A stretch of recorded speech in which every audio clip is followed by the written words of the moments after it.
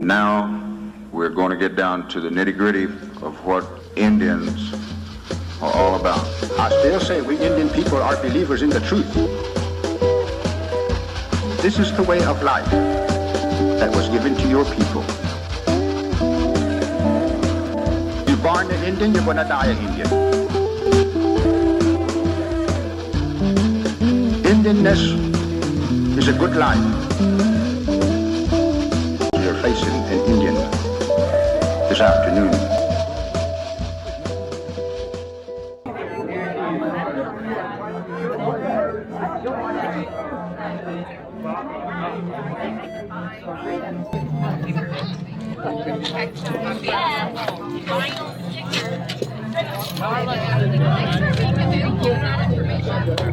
I am a Creek citizen, so I had some experience growing up with the Indian health system as a patient. And when I went to medical school, I intended to do family medicine.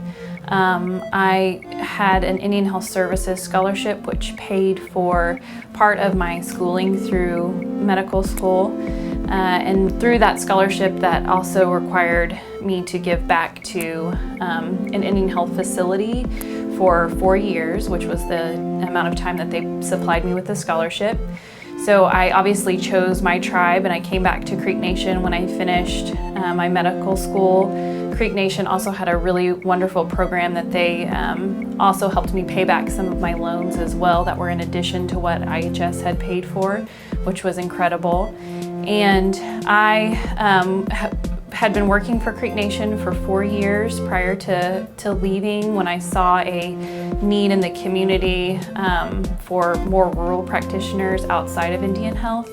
But Creek Nation really supplied me with a lot of education in impoverished medicine, in taking care of patients who may not have access to things that we have access to in larger communities outside of rural Oklahoma.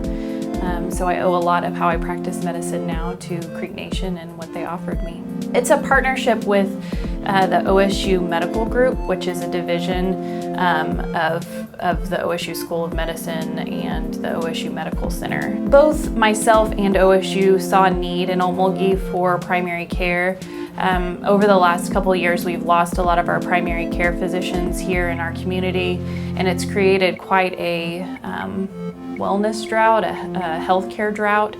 And so I think both of us were working towards the same goal at the same time, so it just kind of worked out perfectly that OSU was interested in putting a clinic in a rural area like Okmulgee, and I was interested in trying to help the community in whatever way that I could. And so it matched up really well that we were both at the right place at the right time to make this happen. My husband Clinton and I actually own the building that the clinic is in. We had purchased the building years ago with the intention of him having a law practice here and me having a medical practice here.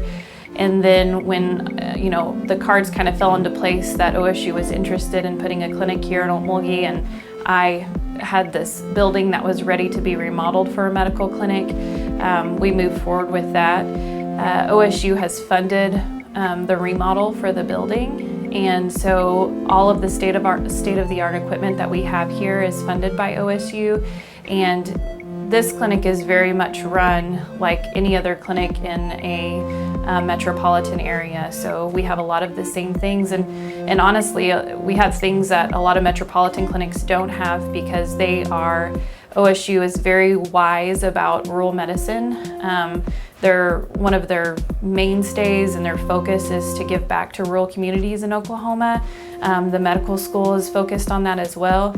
And so they know that in rural towns it's difficult to get an x-ray or to get an ultrasound or to get in with a specialist and those kinds of things. So they have built in all of that into this clinic and making sure that we can take the best care of patients in rural Oklahoma that we can. This is a family medicine clinic, so we do everything from newborns to geriatric populations.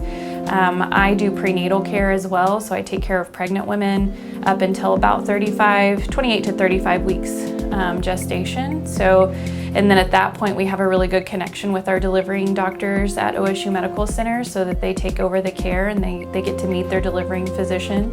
But it allows a lot of care to be taken when you're close to home. You're not having to drive long distances to see a doctor, to see an obstetrician, to see a gynecologist.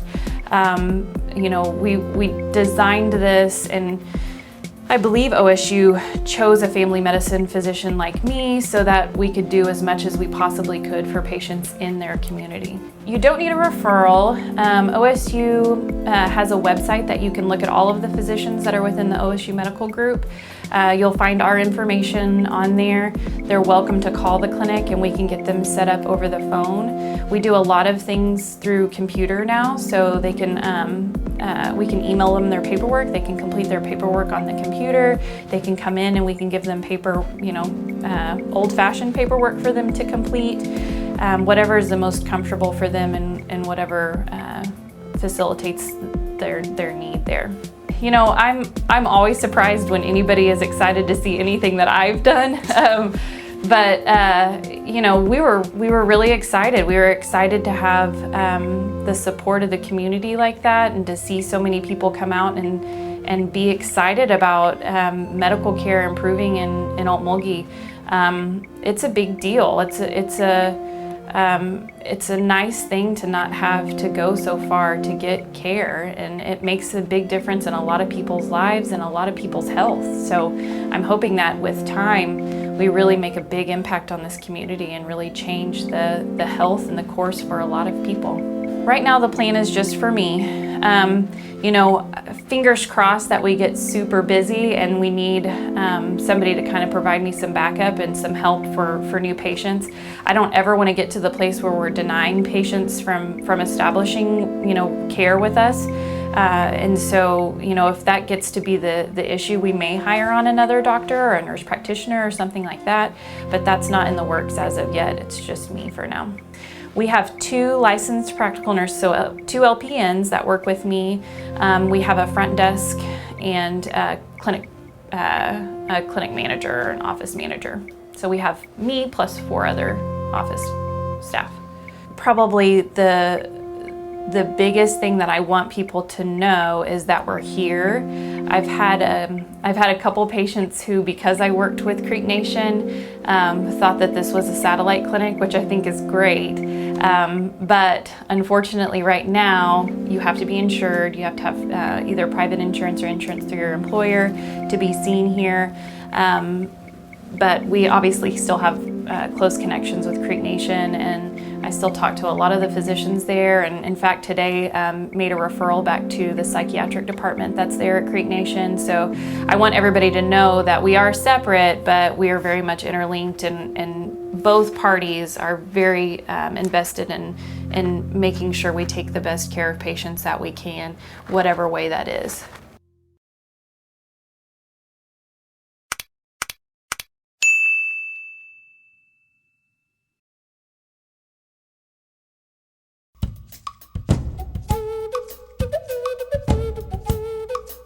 We're going to be speaking with Mr. Eric Taylor, who is Chief Dispatcher with the Muskogee Nation Transit Department. We're going to be talking about shuttle buses and trolley and other things that are coming up that can get you to and from work and save you a few bucks here and there, plus the headache of the traffic.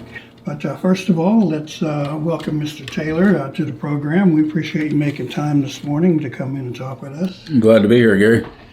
Okay, we probably all familiar with seeing the buses shuttling through town and up and down 75 and throughout Okmulgee and key places around this community. Mm-hmm. And actually, you guys have got several services that are available. So why don't we start there and kind of give us a capsule about what your department does. Okay, we'll start off with we offer the ride to work routes that travel through 3 different areas. The first one goes up north to Glenpool and the Tulsa Hills bus stop down there.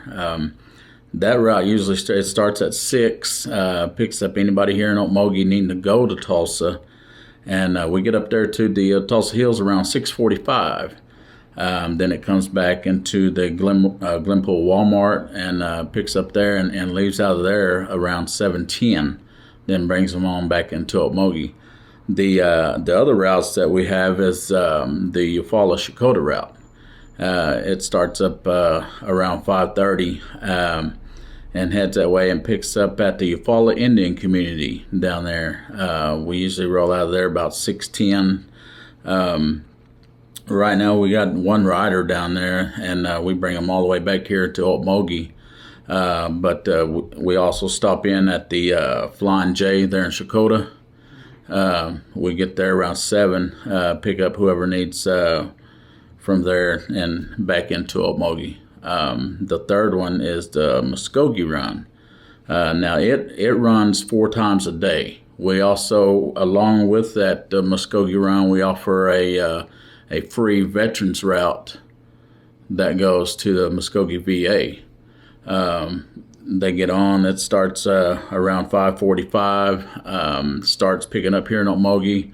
If we got anybody scheduled to go that way, then heads around to the Muskogee Travel Plaza and into Muskogee.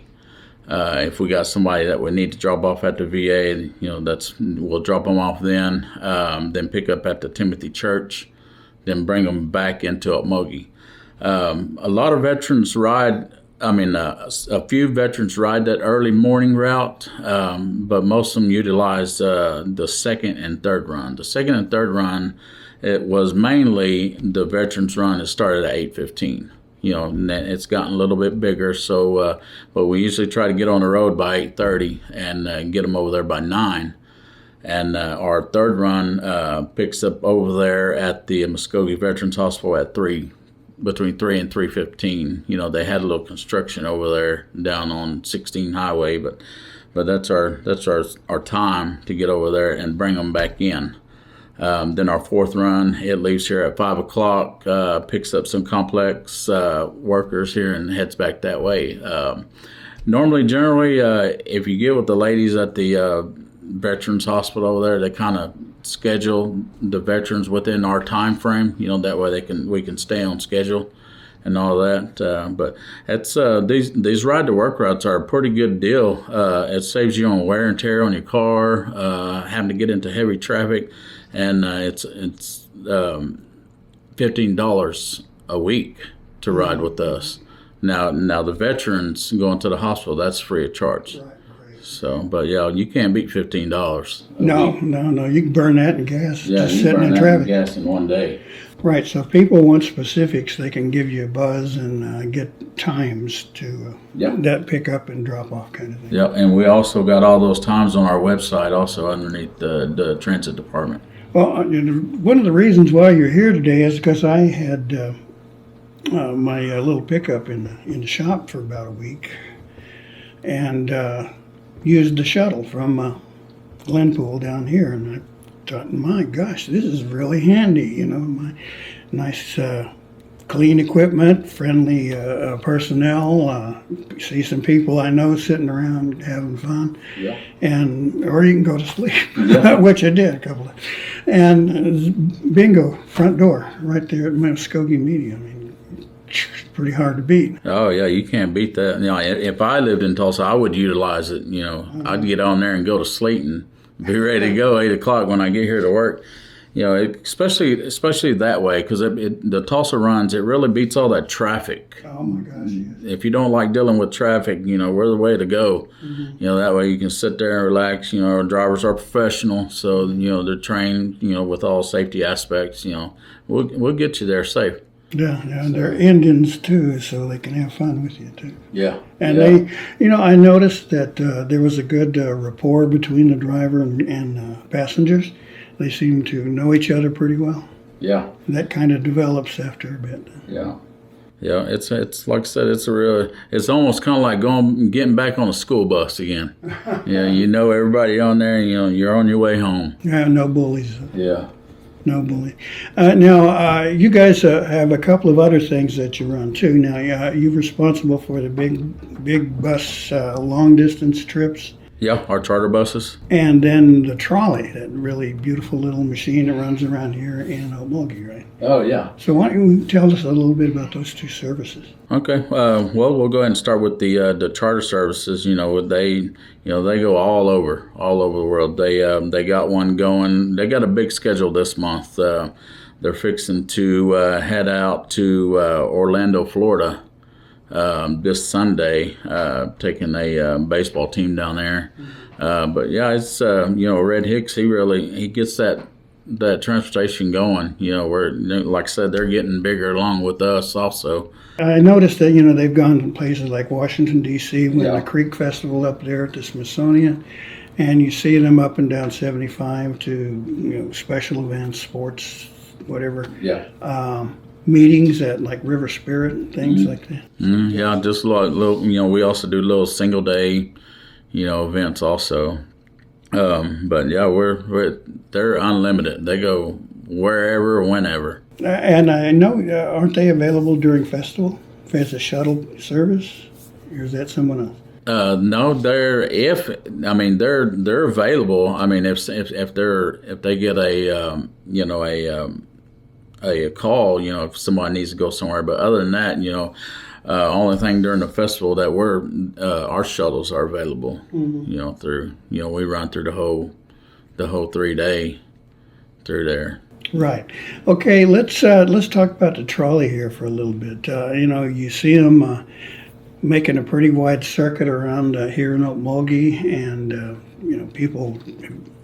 I was on the first one, and they were taking pictures of it and things like that. Oh. What's that service designed to do? It's really designed to get people, into downtown Okmulgee area, and like I guess a little freedom to they can go out and shop. Then then we got set times for those areas. We it's about 15-20 areas that we pick up, and every hour and a half we come back through the same area. So you go out, you get dropped off at Walmart, and you got, if you want to get back in an hour or hour and a half, that next trolley's coming around. We make several rounds throughout the day, all the way up until a little after 4. But yeah, we go through the elderlies and the colleges. For college. Another thing too is for the college kids. They can get into town and be able to get back to the college. Especially the ones that come from out of town. That stay in the dorms here. It's they can get on that trolley and come. Come anywhere. We got several stops downtown. We got one right in the center of Okmulgee, behind the National Council. Behind the National or Creek Council house. We got one there. It's a pretty much central spot, to get off and and do things here inside downtown Okmulgee. We got the Walmarts. Let me ask you this: do you have any signs that mark these stops? I noticed, like in Tulsa, bus stop is here. When I was in D.C., they were all over the place. But have you guys kind of looked into doing more of a kind of a marketing effort to let people know that this service is here and is really useful? Yep, it is in progress. As you can tell now, I don't know if you've seen some of our green shelters that are going up. Yeah, those are in progress. They're not completely done, but yeah, it's gonna have it's got an advertisement board that's on those. It's supposed to be solar lighting in there and all that. So it's in the works. Okay, great. I guess I was kind of selling an ad for Muskogee News. Now, let's talk about hours of service. Now, the transportation, ride to work starts at what time? There's some that start at 5. The Eufaula starts at 5. Muskogee starts at 5:30. Then the Tulsa Hills one starts at 6. Okay, that's you'd still be cranky when you wake up, I imagine. But hey, for the ride. And when did the service end at the end of the day? Our drivers usually get back around 7:30. Yeah, but we usually get everybody dropped off. Just a little after 6:30. You're back to your vehicles and headed on to your destination from there. But that runs. If we got anybody coming back, like Tulsa Hills, they'll be at the bus stop up there about 5:45, 6 o'clock, and we'll bring them back into Okmulgee and then shut her down after that. When I started to use your service, I wanted to get information on payments and prices and things like that.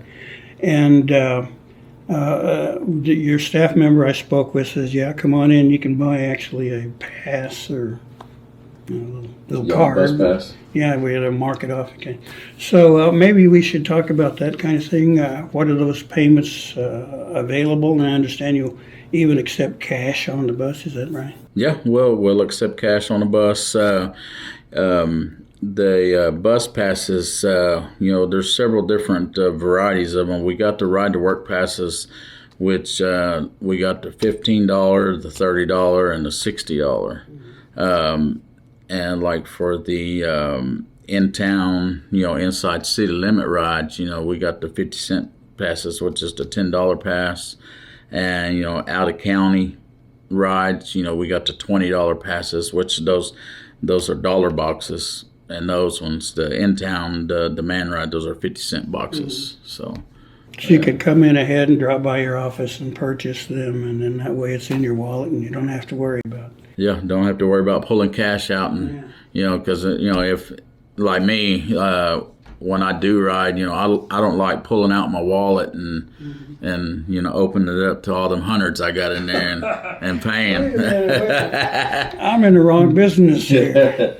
So, but yeah, it's as simple as that. You can, just pull out that card, keep it in your pocket, pull out that card, and they'll write that number down, mark it off, and you're on your way. Yeah, that was one of the benefits that I really enjoyed. I mean, don't have to worry about it. Oh, I forgot to go to the bank or whatever. Yeah. The ATM. Ta-da! There's your card. Right. Now, what kind of ridership are you currently seeing? On average, let's say a ride to work kind of thing. Ride to work, we usually pick up about 850 riders a month on all three routes combined. As far as demand, we're averaging about 45 to 5,000. Wow. Yeah, it's like it keeps continually rising. Yeah. Why do you think that's it?